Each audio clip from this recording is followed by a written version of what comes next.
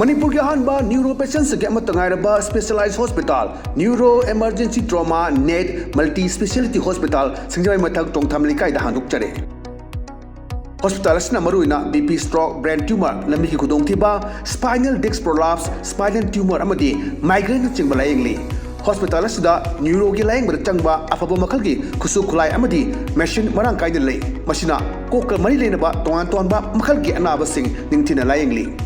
लमदम neuro surgeon यामना तांगरिबा मरमना चिंगमदी Arap मफमदगी Lakpa अनाबसिंग neuro surgeon उननब होनबदा अवाबा क्या मायोंगदरी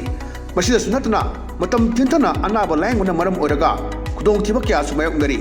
मसी पुनमक्तगी खरदो ओरबसु कन्ननबा doctor Parkinson Singh MCS neurosurgery AIIMS new दिल्लीना मसामकी हॉस्पिटल असिदा पुंग कुनमरी लेदुना अनाबसिंग लायंगली हॉस्पिटल असिदा अताब ममलदा लाइन मतनतना OPD जनरल अमदी ICU beds operation medicine xray अमदी लैब का मरी लेनबसु अताब ममलदा फंगल्ली ngasi magdenshin biro amadi kudong saba singa silobiyo hena kuba mrol gidamag hospital asigi telephone number 7005534166 natraga 8974572154 da pau phabirak yagani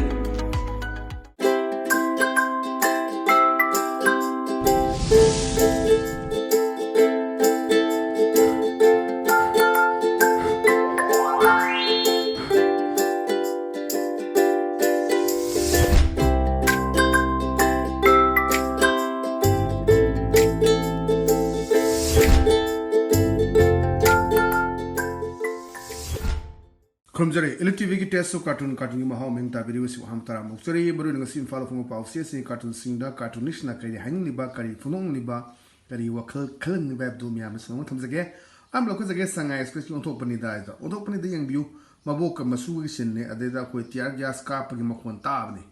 da mabok ki chasu pa le da angang ne chanchale bo kangsi khinge tiar gas kapsul la ni ki je na da kangsi khing gi makon ta ja ne ba अदेदंग साहित्य gas capsule अनि अदु तोने ना की चेंसल का मबोक्स ने ए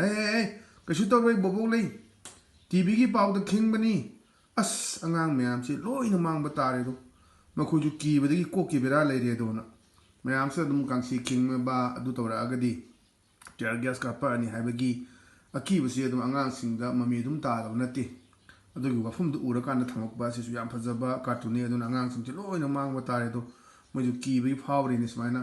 TV da khoi kangsi khing bse aseng boy boy ning da na boxina sonjabagi adum bayan fazaba cartoon thamjage patang da laisna khoi sana laiba ki loire da na sida halani nonga thili thili taba dina tren uksa ja bi satin ga to posum chapagi wari sanabne da halama sna hali sahi hum pum phakre su to bungam khidre hamu tare da na ana hayni lenga ke sahi khoi gi lan sahi hum phagi bu ne ba तो कहीं तो तब गमद्रे 2023 की मी हम दे होरखिबनी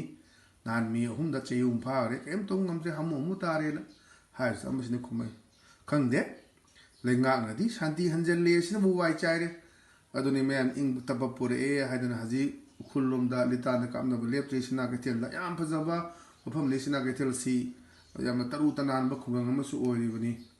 अना देदा खोई कापसन दन तो हजु लेप्ट्री बसिन दु याम फजबा सिदानी मणिपुर से कमाई तौगदगी हाइबगी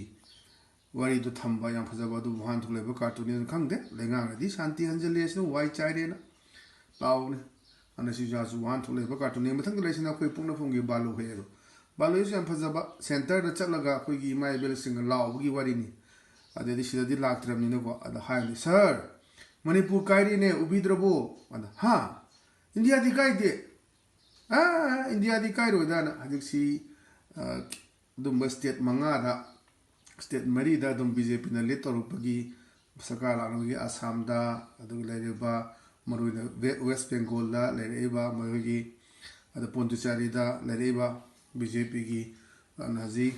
असम दना कोई हैट्रिक हाई तारे बीजेपी की दुमबा लेंगा होम सुगुन लाक्तोरबनी सिगी म्याम से नुंगाइबे लेबिसिदा सर मणिपुर काइरे ने उबिद्रबो आई कासिदा हाय इंडिया दी काइदे इंडिया दी काइरो इदन हाइबगी आमना फजबा अदुमबा वान थोलेनबा कार्टून ने थमजगे हजु लेबा सिचुएशन सिदा दि हराउनरी तो स्टेट ता कोई बीजेपी ना लेंगाक सेवपगे दु याम थाजदबिदा हंदा कोई तमिलनाडु दा अदु फिल्म एक्टर अमना सुपरस्टार अमना मागे तौदना माना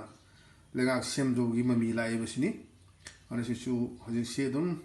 27ꯗ ꯑꯩꯈꯣꯏ ꯃꯤꯈꯜꯅꯤ ꯁꯤꯒꯤ ꯑꯗꯨꯝ ꯈꯔ ꯃꯃꯤ ꯇꯥꯔꯛꯄ ꯃꯇꯝ ꯍꯧꯔꯕꯅꯤ ꯑꯗꯨꯅ ꯂꯩꯕꯥꯛꯀꯤ ꯏꯁꯨ ꯍꯧꯖꯤꯛ ꯂꯩꯔꯤꯕ ꯐꯤꯕꯝꯁꯤ ꯀꯔꯝꯍꯥꯏꯅ ꯂꯣꯏꯁꯤꯟꯒꯗꯒꯦ ꯁꯤ ꯇꯝꯕ ꯉꯝꯗ꯭ꯔꯤ aduna hai kandu lakpane modi man basiga amisha man basina fonggorupagi warini mathang da leisina khoi welal paugi as loire habadune ba ada nga saigi khoi handak thawul chomda yawgudo nibi sibu sing thawul chom yawbi no khoi pisa tingal pa chatre chatre khaina raga chongjari ni ka ina phongdokkibudo adum baduna da esabida pakhang natabana laknaba yaro ene hakta phubudune ahanjida makhori melaga ada ahanjina here ai hanubagi wani ai pakhangni nupi thidrina nukningba po neduna lesabida pakhang natabana laknaba yaro habadu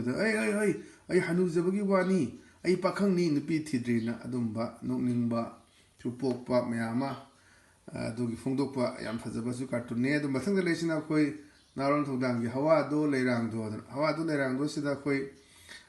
MLA ma haitare elected na ma na bagi doctor da pukhala kus da doctor sina advice pi bini kamai advice pi ge da corruption free haiba guli do chabiu marai ne phajani na ma tension nungsan kari ka le bagi mayam da doctors da layak bala ku tune da doctor sina haibani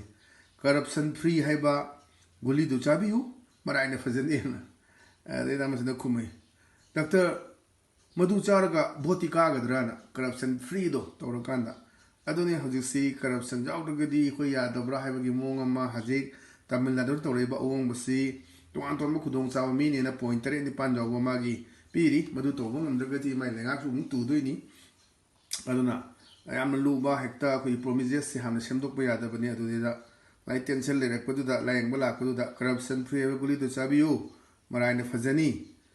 ada anaba sai elective de doctor madu charga botika gadrana am phajaba no suno ningba cartoon thamjage patang leisna khoi people's chronicle gi two statical sida yam ningmani mai masen wari sanabagi mu ni kada hey are you also a helpless ruler nangsu kayam ta pangan sakti yaw daba kayam ta tawung amdraba adumba ruler ra without power sakti yaw daba or a dumbo who always waits for the signal from the center who always waits for the green signal from the center the green signal take came to number adu madami ma hanglai hai tare ko madura na sai moi masen bari sanabagi am phajaba aduni hojiksi ringak si adum thahum phajal February 4 dagi lady February March April May adgo thahum bari phajal amani ana hojiksi dai da lebak na kari tori kamain tori habasini aduna hojiksi haibangam de Manipur gi situation ji kamain to do bono mayam demand to mayam su lady khongjang su lepte aduna sigma mayam si u gas de lefam je nang su adumba sakti yawdraba pangan yawdraba adumba ruler amara center dagi just green signal ngaraga leba madu thaw pang topa haina phongdopa yamna fajaba sisu wan tho leba cartoon ne thamjage ngasi da dum ELITETV gi test of cartoon kanungi mahaw matanga solution jere ming ta video sumom kana khurum jawlone na kainena beathni jeri pinebesi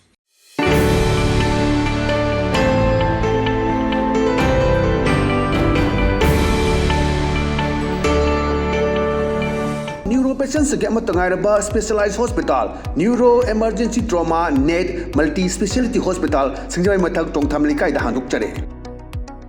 hospital asna maruina BP stroke brain tumor lami ki khudong thiba spinal disc prolapse spinal tumor amadi migraine chingba layengli